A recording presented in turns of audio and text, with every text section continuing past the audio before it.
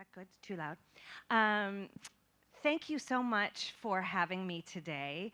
My name is Nancy Jones, and I'm a professor in the Department of Theater in the College of Fine Arts. And I'm very, very grateful to be asked to present to you today, to the Women in Philanthropy, my proposal for a grant to take my students to the Edinburgh Festival in Scotland. I've met some of you before, so for those of you who I'm meeting for the first time, hello, and thank you again for having me. This play is really near and dear to my heart. It's called The Bold Soprano, and I don't know if any of you have heard of this play. It's by Eugene Ionesco. It's a post-World War II absurdist play, which is not done very often in this country. I'm going to tell you a little bit more about it in a minute. And I hope to bring our students to the renowned Edinburgh Festival in Scotland. This play will be done in August 2020, and I'm going to tell you a little bit more about the details of it as I give my presentation, including a little bit more about the Edinburgh Festival itself, and a little bit more about our students. But that is, in general, what we hope to do with our Women and Philanthropy grant. So first of all, before I tell you about the play, let me tell you about the Edinburgh Fringe Festival. I had the incredible luck to go one time. It's about 5 years since I've been there. I'm going to move forward so you can see me too. I thought this was a little bit more optimistic than standing behind a podium for me with my height. But the Edinburgh Fringe Festival happens every year in August, and it is the biggest arts festival in the world. This is a beautiful picture of Edinburgh, Scotland. And if you've read all the Harry Potter books, you kind of have a sense of what Edinburgh might look like, because that, of course, is where J.K. Rowling wrote the books and where she was inspired. So it's a place that's filled, rich with history, rich with arts, and rich with culture. The Edinburgh Fringe Festival, before I was there, I had heard about it as a theater professional for 40 years, but I could not imagine what this festival is like. It spans 25 days. It features more than 55,000 performances. I mean, that's a number that's just, it's kind of unimaginable, really. And there are more than 3,500 venues in which these performances take place, 35 different shows in 300 venues. That picture that you see in the slideshow is what the streets look like on a daily basis, because people are wandering around, artists are there, audience members are there, everyone is looking to see and support wonderful theater from various countries across the world. So this is another example of what artists look like. They're doing pieces of their shows out in the streets. It's called busking. So you don't just do your show and hope that audience members come. Part of the experience for our students is that they are out and about in the city of Edinburgh, not just seeing other shows, but engaging with potential audience members, busking, hoping to bring people into the shows. It's really hard work because you are literally having to sell on a daily basis what you do, but everybody's doing it, so they're not alone. So they're learning kind of an arts administrative skill as they're also performing. And what you see in these pictures is really what you see from the earliest morning hours till late at night. It's 24/7 theater. And other performing too. You might see circus, you might see stand-up comedy, you see classical plays, you see straight plays, you see children's shows, you see the edgiest, the most classical. It's the most wonderful experience for students because they just simply cannot be exposed to that kind of theater in this country. It's just not possible. So the play that we hope to bring is called The Bold Soprano. And if you've seen any of Ionesco's work, it's quintessential absurdism. It also dovetails into my own research, which is in French theater, and I have translated other Ionesco plays, and this is one that I've just recently translated.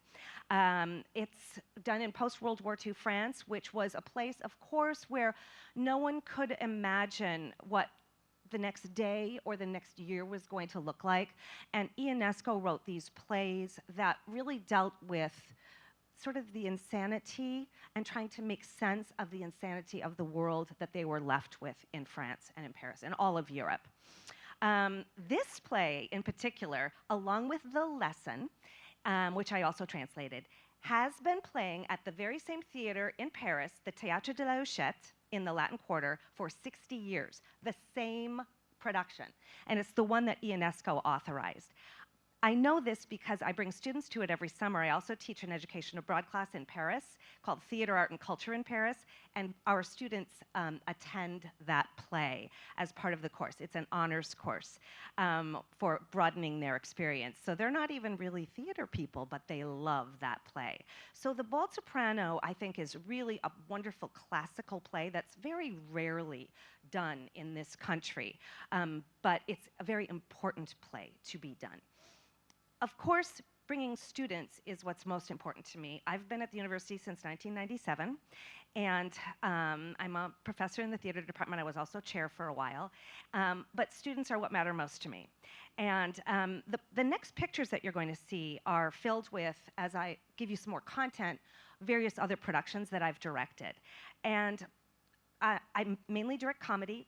I love French theater.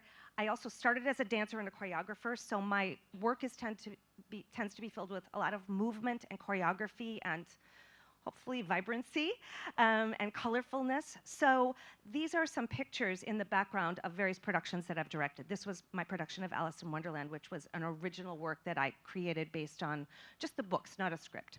And so now I want to tell you about how this project would impact our students. First of all, they get to work with me intimately on my research. A translation isn't just me going into a room, figuring out what the audience, the actors are going to say, and then I place it on them. It's developed with them. So I do one translation of it, but then during the rehearsal process, the actors themselves help hone the script for me so that it sounds right coming out of their mouth, that it's just not an intellectual exercise in translation, that it really is a lively version of the script that's developed not just by me, but by the actors too. So they're working, not just in a science lab, but in a theatrical laboratory for creative activity. This is a production of a Marivaux play that dealt with that very same thing. It was called Harlequin Polished by Love, and the students that you see in that photo helped through the translation performance of that project. This is also an international experience for our students. Very few of our theater students have the opportunity to study abroad. I do have an honors education abroad class that I take every summer, but maybe one, maybe two of our theater students go every year or two. They simply do not have the financial resources to have this kind of opportunity. It is above and beyond what they're capable of doing, and they all work jobs too. They're busy, they're trying to move their career forward. This is an awesome resume builder for them and a wonderful international experience that they just simply would not have the power to do on their own. Not only that, of course, they're meeting theater artists from across the globe. They may see a show down at the Broadway Opera House, which is wonderful, but this is a different style of theater that as a young theater artist, they would never have the opportunity to see a company from Spain or Iran or somewhere in China. So they're literally having an opportunity that they would never have the opportunity to do here. This is my production of Tartuffe, which was done many years ago, and the young woman on the right is a current actress in Los Angeles, and she works constantly in film and television. So that's Angel Moore, if any of you know her. Well, I went backwards. That's not the right button. This is another translated play that I developed.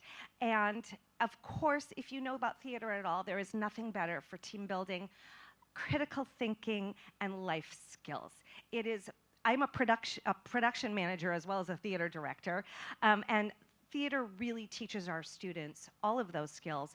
But traveling internationally teaches them additional skills too, because they're having to deal with taking trains, taking buses, getting a passport, navigating a big city and lots of people in ways that they've never learned before. So it's another wonderful opportunity for them. Lastly, I will just say that this is another wonderful actress from the production of Tartuffe. I tend to stay in touch with a lot of my students who they don't always call me 6 months after they graduate. Sometimes it's 2 years, sometimes it's 5 years, sometimes it's 10 years, and nothing makes me happier or makes me more emotional, frankly, than getting those letters when students say, my experience with you changed my life. And so to me, that's what I continue to do. That's why I'm still at UK. That's what I'm so passionate about what I do in theater, that these experiences really are life-changing for our students. Whether they go on to theater, like some of our students do, whether they become an attorney, whether they become, I've had students go on to be an orthodontist, believe it or not. Whatever they do, theater changes not only their lives, but the people who they come into contact with in the audience. And so I think that is the end of my, talk. And I guess I now leave it up to you for questions. Yes.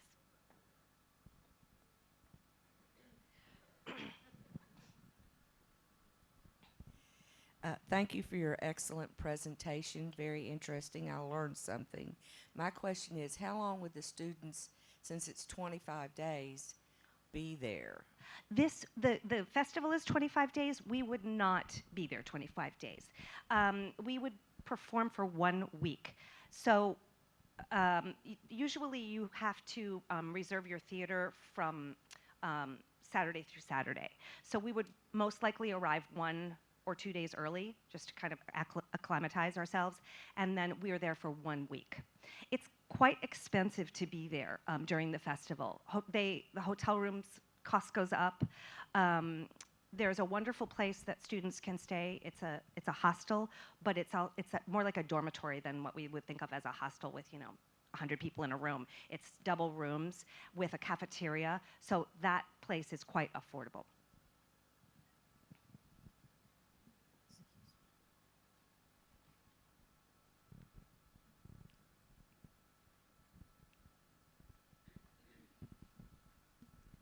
How many students are you planning on taking?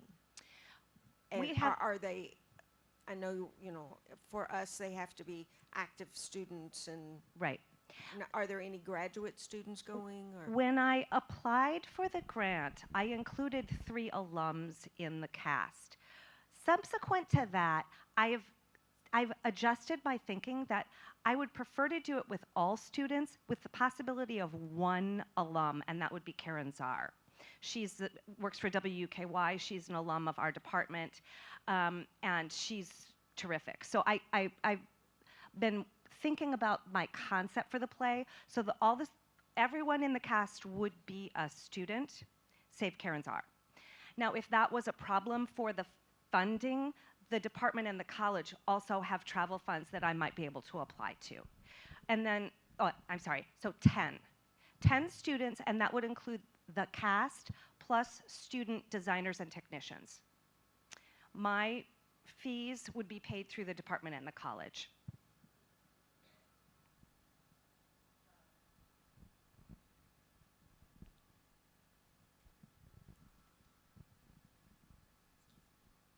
So just as a follow-up, you're asking us for funding solely for these 10 students, not for anybody else. That's correct. Mm-hmm. Thank you. This would be considered for me as a theater director, and this is my research. So I would be, doing other research. This is part of my creative activity, but I wouldn't ask for additional salary.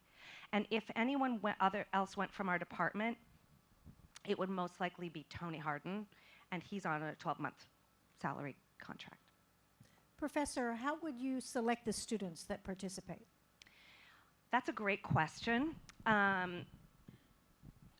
What I've done in the past for projects like this, I took a small project to the New York Fringe Festival one year, is I hold an audition, but the audition is probably more complicated than you might think an ordinary audition would be, because we have an info session first and talk about what all this would entail. So I first need buy-in from students because this would end up costing them some money too. So they need to have the time, they need to have the interest, and they need to be able to do a little bit of fundraising on their own. So I need to make sure that they have the ability to do that. Once I have that buy-in, we also do an audition, but it's, I tend to cast people that, I mean, it's an international festival, so it has to be done well.